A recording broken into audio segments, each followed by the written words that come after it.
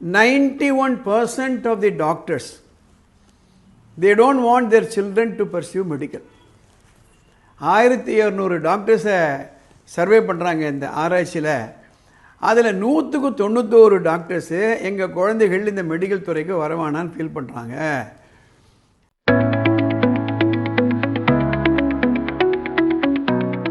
என் அன்பார்ந்தவர்களே, இந்த மார்ச் மாதம் முடியும் போது எக்ஸாம்லாம் முடிஞ்சிடும். 10th படித்த ஸ்டூடெண்ட்ஸு 11th குரூப் கேட்பாங்க. முக்கியமாக பயாலஜி கொடு அப்படின்னு கேட்பாங்க. ஏன்னா எல்லோரும் டாக்டர் ஆகணும். ஒரு இன்ட்ரெஸ்டிங் ஸ்டடி நான் இன்றைக்கி மார்னிங் பார்க்குறேன்.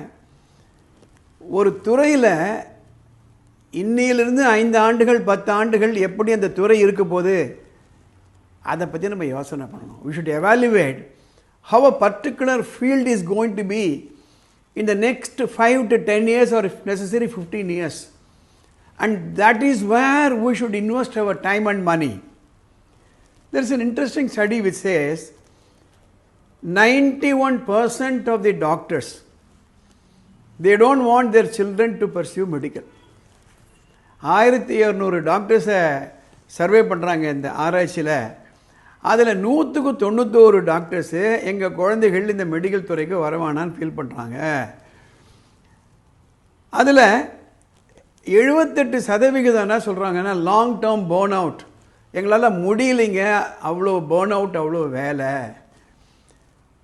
67% of them say that legal பேட்டில்லாம் அதிகமாக போச்சு. இப்போது மெடிக்கல் நெக்லிஜென்ட்னா கோர்ட்டுக்கு இழுத்துடுறாங்க.